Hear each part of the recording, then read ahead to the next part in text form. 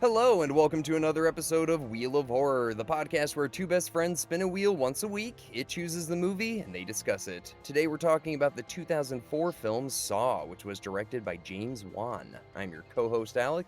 I'm Eric, and with us is a very spooky guest, Sean Higgins. Welcome to the show, Sean. Could I possibly be the spookiest? You're one of them. Thank you guys for having me. Yeah, dude, Sean, thank you so much for coming. Actually, really quick, Eric, I want to know, eventually someday we're going to have to decide who is the spookiest guest. We'll do that. You're going to have to figure that out. Sean, dude, thank you so much. You grew up in Avon with us. I mean, you've always been there, Sean. Yeah, you've always, since I went on the kindergarten bus to go to school at RBS years ago, you were there. I think I've known probably every guest on the show so far, maybe except for one. Yeah, that's crazy. Now, you were born in Avon, right? I moved to Avon when I was 2, so I don't have any memories anywhere else. But yeah, I grew up I spent 2 years in New Fairfield. Yeah. But yeah, basically my whole life in Avon. Actually, I saw Eric, I don't know, a year ago, and he reminded me about a billion things of when we were 5 years old because his memory is incredible. I have a very pristine memory of things. Oh my God. Yeah. I was hitting him up, remember when we were 5 and we did this? And he's like, oh, I was like, no, absolutely not. But it started coming back. Good time. That's so funny. Yeah. So Sean, you're from a spooky area just like us. Now, well, you are. I mean, no, seriously, New England is the spookiest area. The only thing that gets us by is by watching torture movies. Yeah. Okay, keep going, Alec. Well, no. I just wanted to see so Sean, you a while ago, you're like, dude, I love Saw. I want to talk about Saw. Why this movie? Was there something? Because we were 14 when this came out. So what about it made you love it? Yeah. So I actually, based on the release, well, here it is. The first time that I ever watched Saw, I was in Dan Houth's bonus room with Dom, a former guest on this show. Oh, yeah. And we were watching Saw on his PSP in the pitch black. All three of us. A PSP. 4x2 inch screen or whatever. Yeah. So, and I looked it up. I think it came out in 2005, which is a year after this movie. So that must have been when I first watched it. And I still enjoyed the movie. Watching it on the PSP screen. I won't say everything about why I loved it, but I don't. I'm going to stop you there, Sean. Yeah. Can we not talk about Saw? Can we just talk about the PSP for this half hour and how great of a technology achievement it was? How long was that around? The PSP lasted a year, dude. It was cool though. It was kind of cool. I was like, oh, it's the new Game Boy, but way cooler. No, but I mean, I loved it. Obviously, there's a twist, and so we don't worry about spoilers on the show, right? So I like the entire movie. Having watched it now, it actually held up better than I thought. I was a little worried going in because I remember it fondly. I was thinking I'd be disappointed, but watching the whole thing, it felt tense. It's a fun ride, and then the twist has got to be one of the top 10 twists, in my opinion, that I've seen in movies. Oh, dude, that ending. Even this whole time when I was watching it, seeing that character, his mouth just dropped. I was like, oh shit. My mouth was kind of the whole time. I'm like, I forgot if this fucking guy gets up. I'm gonna be real with you, and you're probably not gonna believe me, but I've never seen this movie in its entirety. I've only seen the opening scene up until the cops show up. What? I've never seen this, and I think I've seen Saw 4 in theaters. What? These movies never hit me too hard, but I definitely predicted that the body was alive at the end. Well, you were right. I don't believe you. I swear. One thing I didn't know. Well, I'm gonna tell you. I predicted a lot of things happening in this movie. I didn't know that was Jigsaw. I had a feeling that body was important, and I was asking myself, who the hell is this guy? Also, another thing, the mirror. We see the mirror, and then it finds out. We find out that I was thinking that's gonna come back probably at the last second in the movie. That was wrong. Another thing I didn't predict or see coming was the guy with the gun at the end, with the family members. Zepp. I didn't know that he was in the game too. That was one I didn't see coming, but I definitely saw the body on the ground. And I feel like if you saw Silence of the Lambs, you would kind of get that was going to happen. Yeah, I think it's tough now because I watched this movie knowing, so I'm staring at so many things differently than the first time I watched through. And I ruin movies for myself all the time now, where I say the plot points out loud to my fiance or whatever, and then I end up being right. And I wonder if I would be able to do that because you're trying to guess twists and whatnot with Saw now, but I did not see it coming when I was 15 or 16. I kind of saw that coming. I just didn't know if it was going to be Jigsaw or not. I thought that person's gonna come alive somehow, because they mentioned something where someone was out of it too, and you're supposed to be awake or asleep, like the guy with the drills. And I'm like, oh, I bet he took that same thing to knock him out or something. Hmm. That body out and make it fake. Because also the blood was poison. It wasn't real blood. Or the blood had poison in it. Something like that. So I'm like, something's a little staged. Well, I just want to say, because Eric, I had no idea you'd never seen this movie. I only saw Saw 4 in theaters. I forgot who I saw it with, but I was definitely not paying attention. I barely remember that. Yeah. I remember Jigsaw dying of cancer or something, and he's like on a ventilator, like kind of being kept alive and like trying to do things from his deathbed or something. If you knew that Zepp, the guy that you thought was running this the whole time in Saw 1, if you knew he wasn't Jigsaw, then I guess it would be a lot easier to try to guess who it was. Right. Because that's what the movie points at the whole time. They point at this guy that's part of the game as being Jigsaw. Well, they made it seem like Zepp was a friend. Yeah, right. Like either Jigsaw himself or part of it, or rather than just another victim. Well, that's the thing. Then that's why I knew the twist, because I knew that Jigsaw was the guy in the bed. Gotcha. Too, because I saw 4. So that kind of adds up. Sean, I want to know though. So Eric, you've never seen it. I've seen, I think, the first 3, and I'm not a huge fan of the franchise. But are you like a big Saw fan? Like, do you like all of them? Oh, you're not. You just like this one? No. So I love Saw, the first movie, and I know exactly why now. So I think I've seen Saw 1, 2, 3, maybe 4, definitely 5. I forgot. I can't remember 4 for some reason. I might have skipped a year and saw 5, but I saw 3 in the theater, and I had to walk out of Saw 3 in the opening scene because I thought I was going to get sick. Ooh, really? I walked back into the theater. It was like one of those things where it was the first and only time I've ever felt that in a movie. Damn. In Saw 3, it opens up with the guy that's pulling the chains out of his like Achilles tendon. Ugh. Oh, that's the one thing, dude. I don't like messing with my Achilles. I think you said that before in a past episode, but yeah, I just hated the direction of you took this psychological thriller that it felt like there was a ton of gore, but watching Saw 1, there isn't actually a ton of gore, and then it made the entire franchise just a bloodbath. Yeah, and I've read that where the first who directed this? James Wan. James Wan. Yeah, he said the first one was great, and the rest kind of went down a spiral to like torture porn. Yeah, more than a good movie. It became like more about the torture than anything. Yeah, it was just shock factor, I think, which made a lot of money. So yeah. So that's Sean. I'm pretty much the exact same way as you. Then I remember I saw the first one. I was like, "This is really cool, like good idea." And then I saw the second one. I was like, "This is brutal." And the third one, I was like, "Okay." And people and it was like every year. It was like Friday the 13th or Nightmare on Elm Street. This was like that franchise for our generation. But it was so graphic and gross. And then like Hostel came out and all these other movies, and it became torture porn became like its own genre. And I was like, I'm not a fan of this. But I always wanted to know how the story went. I was always like, well, there's got to be a reason people like these. Like, it can't just be murder. There's got to be a plot. And I watched all of like the history of Jigsaw and his whole thing. They actually really do a good job of justifying all of the sequels and all of how it could be. And they bring back characters from this one that you think are dead and shit like that. I gotta say, they do a good job with the plot. It is pretty crazy. And I did a little bit of reading myself because I think there's 7 or 8. I don't even know how many. 9. There's 8 now, but 1 coming out. Yeah. Next year we can talk about that in a bit. I was gonna say. Wait, what's the 9th one coming out called? Oh, dude, man. I'm so excited. You want to talk about it, Alec? Go for it. Well, I mean, I want to hear what you have to say, Sean, but super, super, super quick. So there was one that was supposed to come out last year, 2020, called Spiral, which is kind of like a reboot sort of sequel with Chris Rock and Samuel L. Jackson. And it's kind of like them looking into the history of Jigsaw and trying to, like, I don't know, figure it out or whatever. So it's like a completely different reimagining of the story. So I'm pumped for that. I don't know. Chris Rock horror story is written by Chris Rock too. So it's like, okay, who else? Whoa. Yeah. Okay. Sorry. So, but what were you going to say though, Sean? No, just because I did a little bit of reading. I didn't want to dilute my thoughts on the movie by reading into other people's theories too much. So I read a little bit of the IMDb page and got some reminders after watching to shore up some gaps. So I a bunch of things.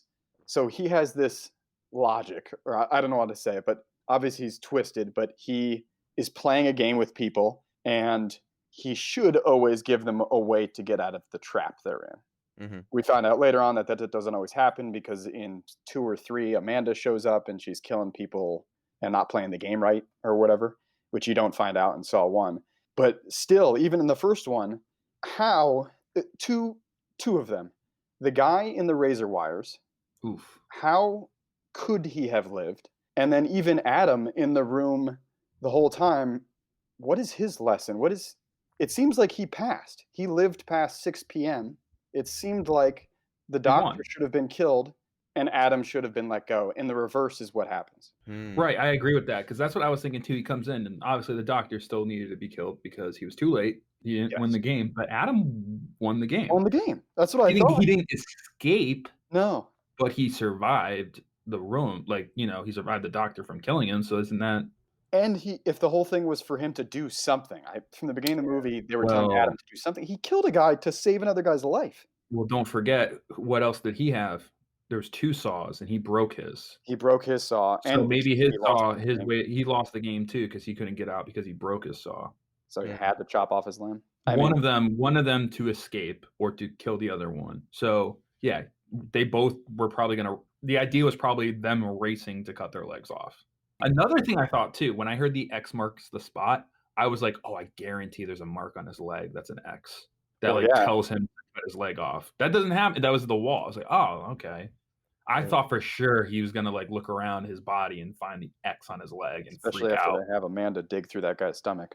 Oh God! Well, they do have those jigsaw pieces that he takes from their skin or whatever. That's his trademark. You're right though. That is a huge plot hole. Yeah. What did he do? Why is he in there? How can he survive this thing? That's a huge plot hole. It just seems like he decides some people are pawns and some people are the ones he's playing the game with. Because even the guy on the ground in Amanda's game.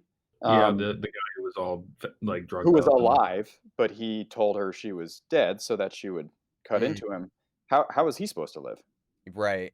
So maybe that was the thing. She had to make a choice: either let him live, or she thought he was dead. Though. Yeah, that's her. He wakes up, and she. Yeah, I guess I assumed she didn't see him wake up. Was my interpretation. She saw him wake up, and she had to make the decision. To either do it or not. Okay. But she probably was wondering why he wasn't feeling anything because he was on painkillers. Yeah. But she still killed him, and he couldn't move because he was so hopped up on painkillers. There's definitely a little bit of conflict with his lore or whatever, his rules, but I think they do justify it in the sequels, being like, this guy actually was doing this, and that's why she was able to kill him. I think they are able to justify these little things. Well, because what's his face? Carl Elwes comes back in one of the sequels. The guy that cuts his leg off comes back. Yeah, he comes back in the final chapter in 2010. There was a lawsuit where he was told he was going to get 1% of the profits for Saw, which is over $1 million, and he didn't get that. He just got his salary. So he said, okay, it got settled out of court. He says, I'm not going to be in any of these sequels. And so he turns up, and I think the final chapter is about a group of survivors that go after Jigsaw or go after, they band together, everyone who survived. It has good ideas. Some of these movies are cool, but apparently they increasingly got more ridiculous with the torture. Oh yeah, all those movies were just competing with each other to get that shot factor. Totally random point. Alec, you still live in LA, right? I do. The first and one of the only celebrities, if you can call him that, at the time that I met in LA was Carrie Ellis. No way! At a diner. Yeah. And little did he know that I was a fan of him for this and Princess Bride. I mean, yeah. Did he know you were a fan? Did you talk to him at all, or? No, I said hello and took a picture with him. He was eating, and he did not look the same. He had gained a few pounds. That's so funny. Well, I know he's 58 now, and I was like, he's a good 58. He's on the great side of it. This is a long time ago now, but this is 2012, so I don't know. It's funny because he's British and the other guy's Australian, and if you notice, there are a few words that just sneak out. When he said murder, he's like, it's murder. Because it's so British. There are a couple lines, if you notice it. Really pay attention next time. I will. They slip a few times, both of them. You're like, haha, you motherfuckers. I was too busy staring at Jigsaw on the floor waiting for him to move. Yeah, I know. And I wonder how he did that, because he had to have stopped his breathing somehow. So he probably took some medicine that knocked him out for 6 hours. But he knew when they were talking because he shocked them, so he had to be conscious. That's why but when you would be able to tell if someone's breathing on the ground. I know. Maybe they weren't watching him closely enough. I don't know. I feel like they would have seen that too. You're right. You're right, Erik. Because he also says at the beginning, I've never seen a dead body before. He does say that. So maybe he's he's not sure. Who knows? The other Maybe guy's a they think doctor. I'm gonna give him the benefit of doubt, and maybe he just shot himself and it's nerves and he's twitching a little. Who knows? Yeah.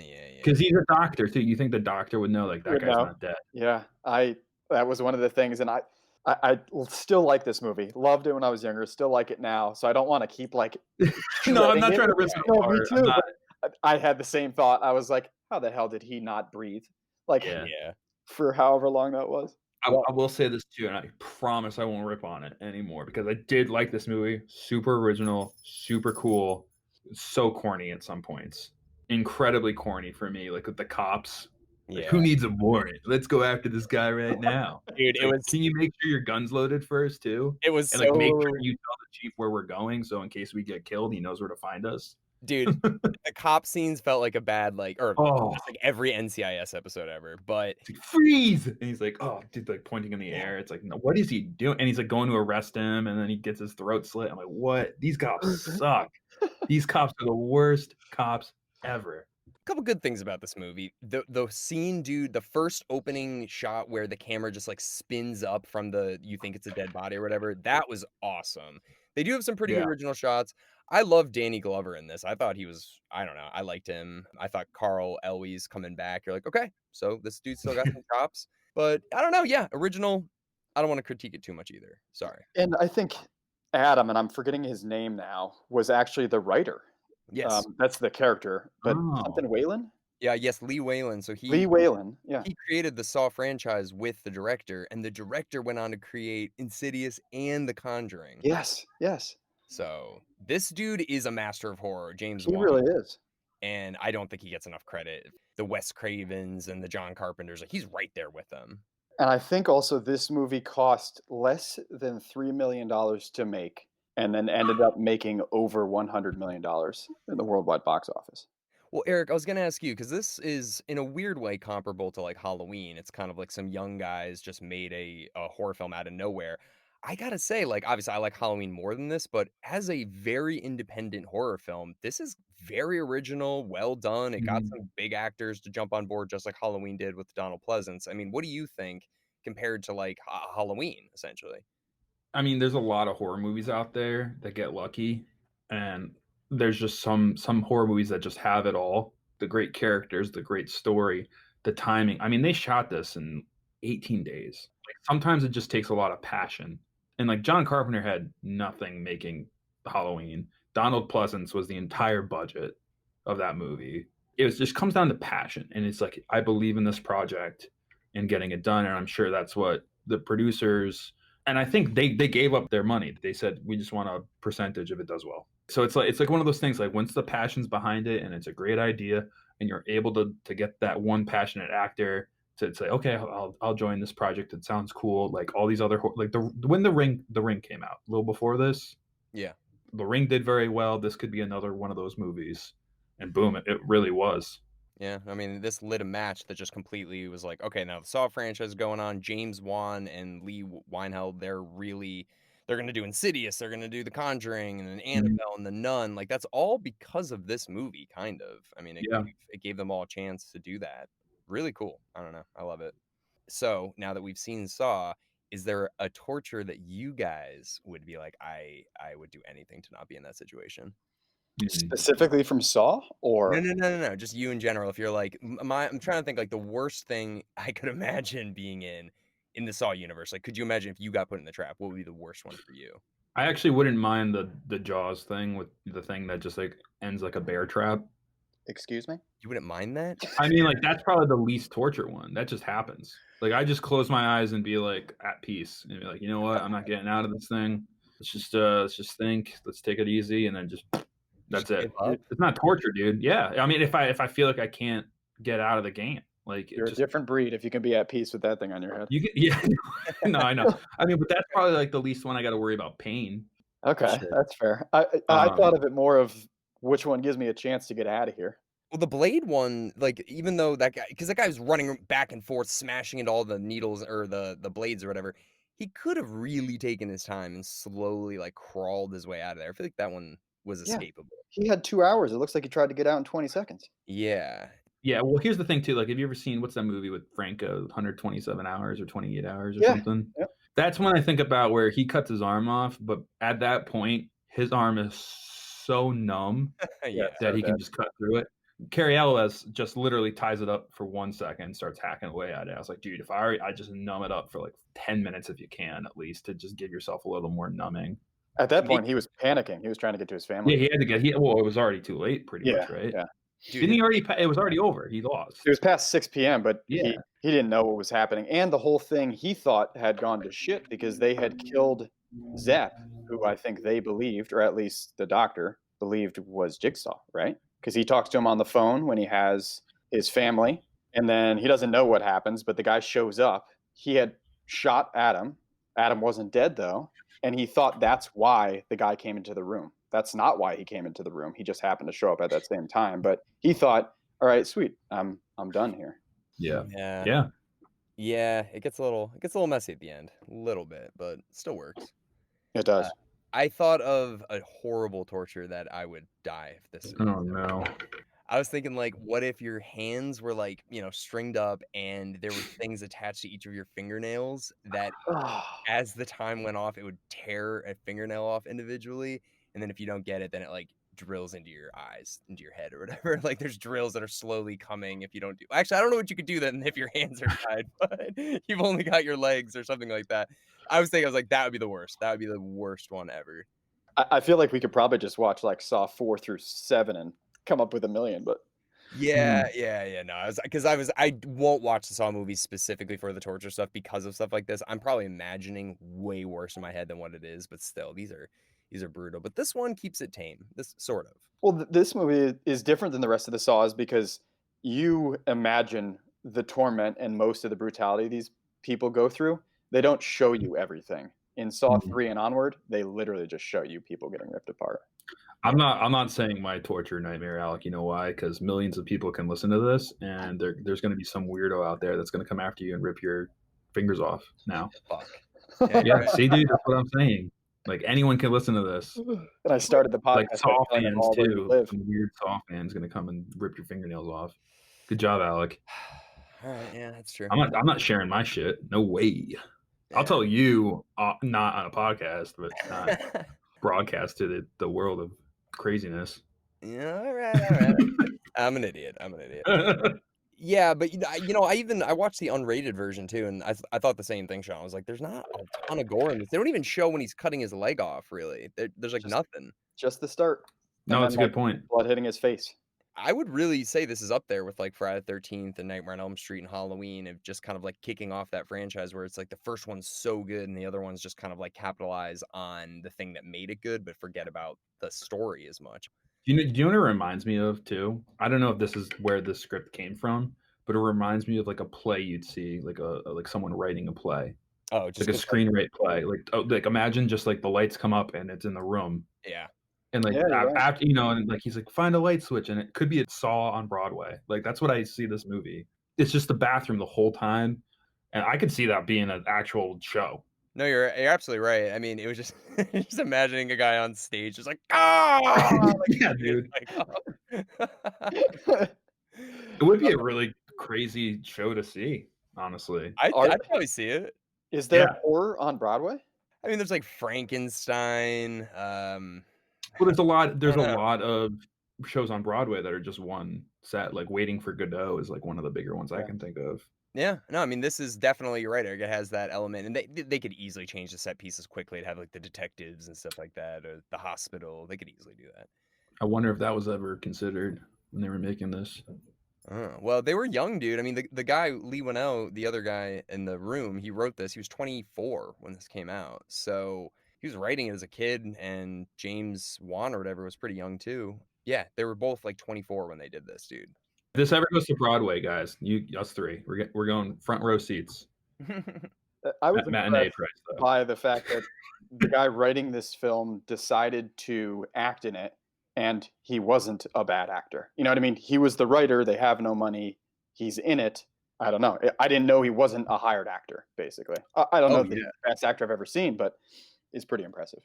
I totally agree with you, dude. And they say it in the credits too. It's like, and introducing Lee Winnell, and you're just like, oh, good for him. Good for him. You know? I mean, that takes a lot to. This is kind of like Jason Segel with forgetting Sarah Marshall. Like he wrote it and he acted in it, but we all knew Jason Segel before this. Yeah, this is just some dude who just wrote a scary movie with his friend, and they're like, okay, yeah, let's just do this. It's pretty cool, man. It's really, really admirable and good for them, and they've clearly achieved so much since then in such a short period of time. This movie came out fucking 16 or 17 years ago now, and they're on top of the world with their franchises, so good for them. Well, this next one sounds like legit. It doesn't seem like another like Saw 6 or Saw 7. It sounds like it's going to be like a rebirth of the franchise. I think you're right, and I'm totally going to watch it, and if you guys are still doing this thing. Yeah, definitely.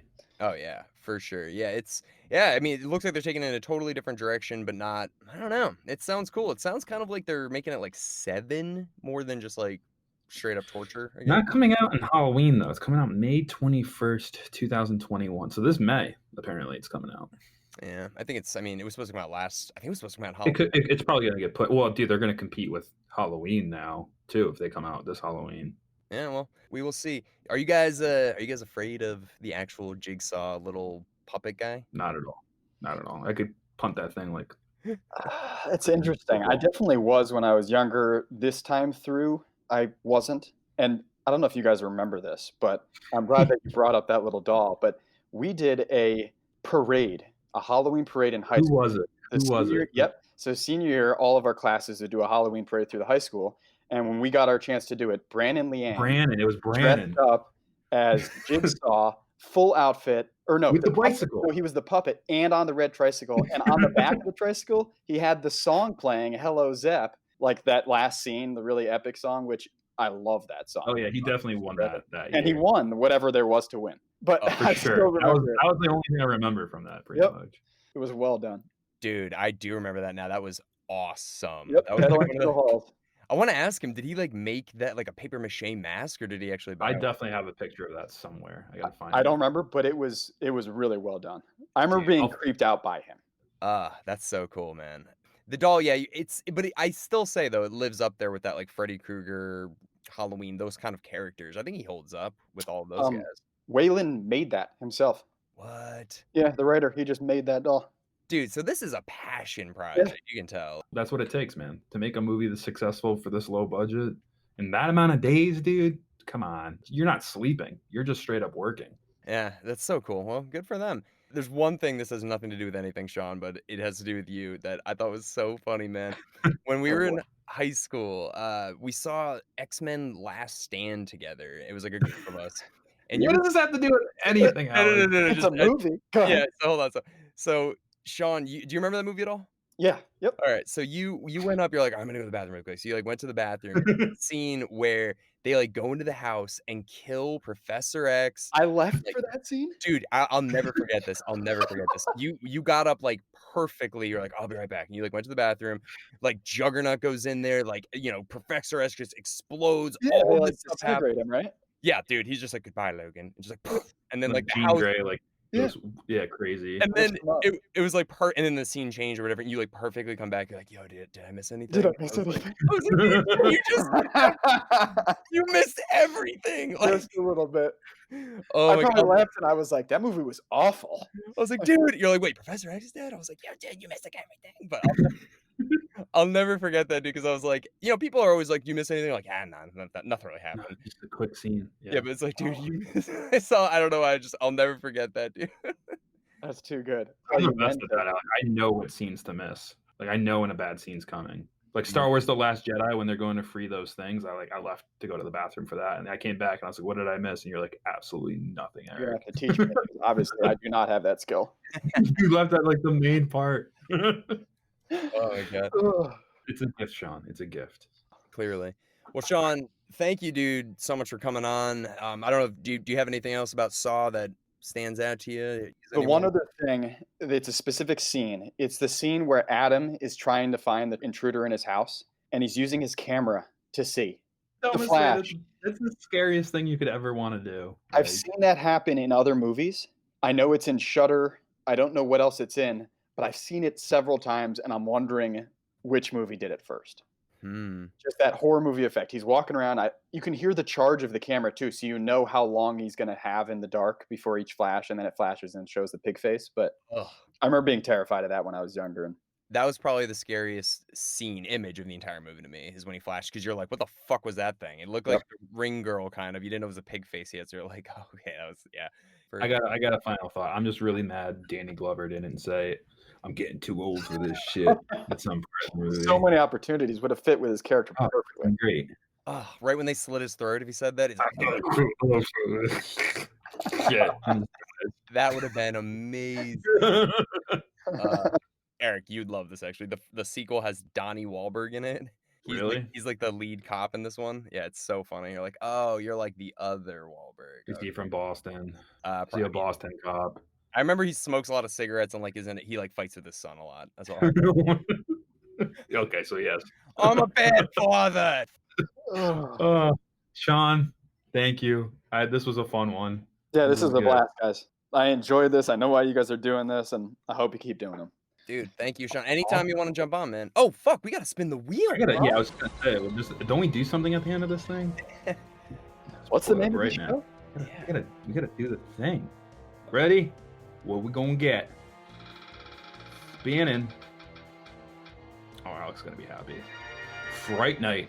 Yes. Yes. 1985. My year, my movie. Fucking love Fright Night. You ever seen Fright Night, Sean? I haven't. It sounds like I should. Oh. I did with you, Alec. I remember. So we'll talk about that one next. All right. Well, thank you everyone for listening, and we'll see everybody next week for Fright Night.